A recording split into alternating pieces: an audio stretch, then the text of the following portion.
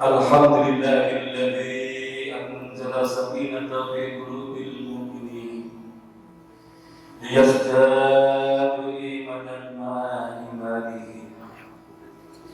Asyhadu an la ilaha illallah al-malikul haqqul mubin wa asyhadu anna sayyidana wa nabiyyana Muhammadan abduhu wa rasuluhu shadiqul wa'dil amin.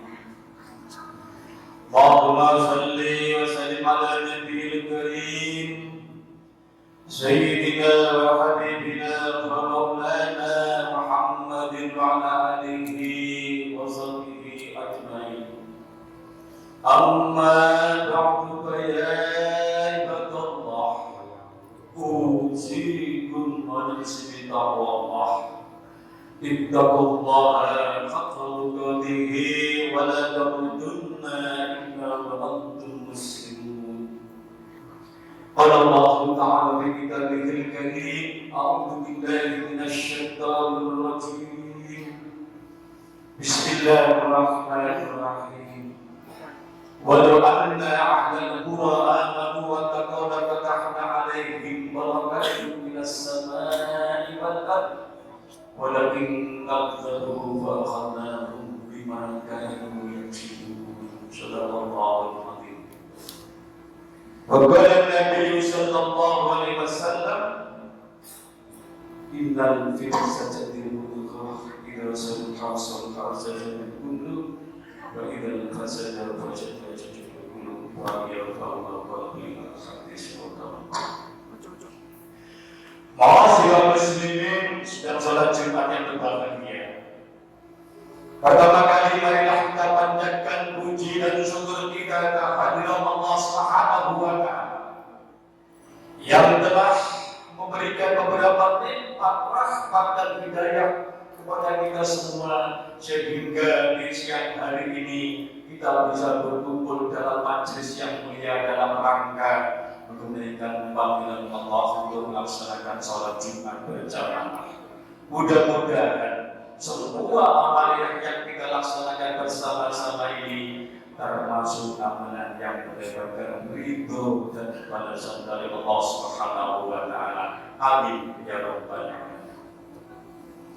Yang kedua, kita sebagai umat manusia yang sudah berekrar menjadi manusia yang beriman dan bertakwa kepada Allah, kewajiban kita setiap detik, setiap saat ataupun setiap waktu berusaha untuk meningkatkan kualitas ketakwaan kita kepada Allah dengan sebenar-benarnya takwa. Kita semua punya kewajiban untuk meningkatkan kualitas ketakwaan kita kepada Allah dengan sesungguh-sungguhnya takwa, dalam arti baik di dalam hidup dan kehidupan kita senantiasa berusaha untuk menjalankan segala sesuatu yang diperintahkan Allah, dan mari kita berusaha semaksimal mungkin untuk menjauhkan diri dari hal yang dilarang oleh Allah Subhanahu wa taala.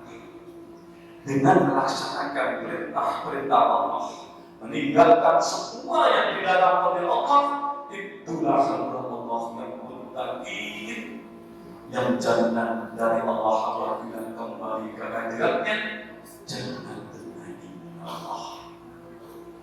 Ma'asyiral muslimin sedang salat Jumat yang berbahagia.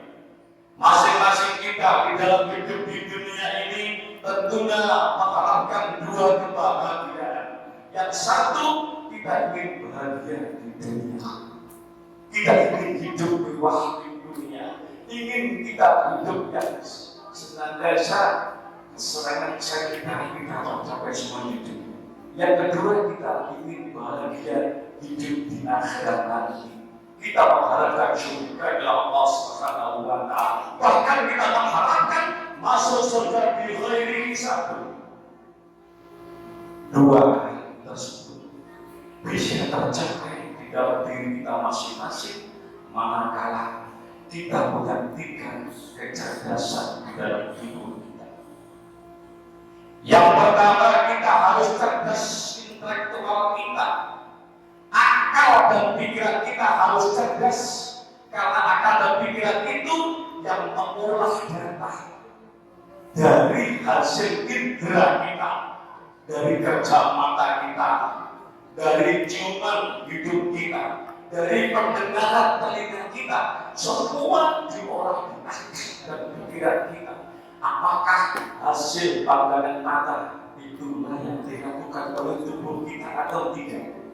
Apakah yang didengar oleh telinga itu layak dilakukan oleh tubuh kita atau tidak? Apakah yang didengar hidup itu dilakukan, tidak bahaya kalau kita lakukan oleh tubuh kita atau tidak?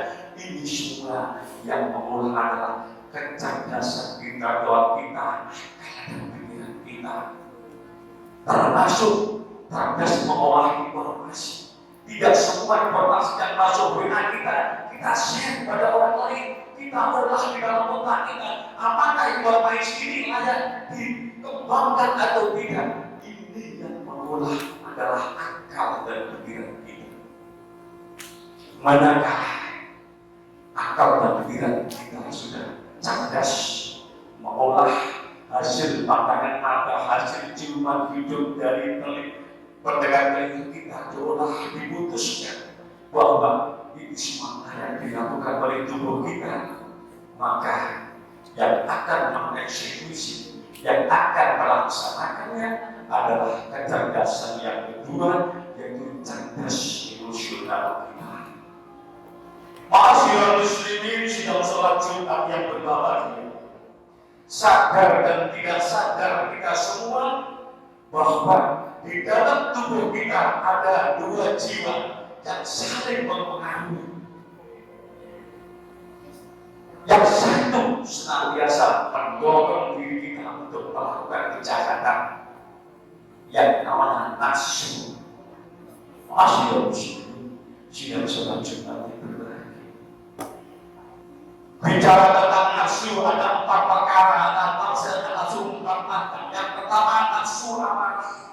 Manusia apabila didorong berlaku oleh nafsu amarah, cenderung tidak percaya kepada orang lain, cenderung marah kepada orang lain, tidak mengakui hasil karya orang lain. Yang kedua, nafsu syiah. Nafsu syiah ini senantiasa atau selalu mendorong manusia untuk mencapai kesenangan hidup. Soal haram dan halal itu nanti, yang penting apa yang kita senangi harus kita miliki. Ini nafsu syiah. Yang lebih bahaya lagi, apabila gerak langkah manusia itu didorong oleh nafsu al-wamah, nafsu yang senantiasa menjadikan manusia serakah, manusia iri hati, manusia yang tidak mengenal syukur.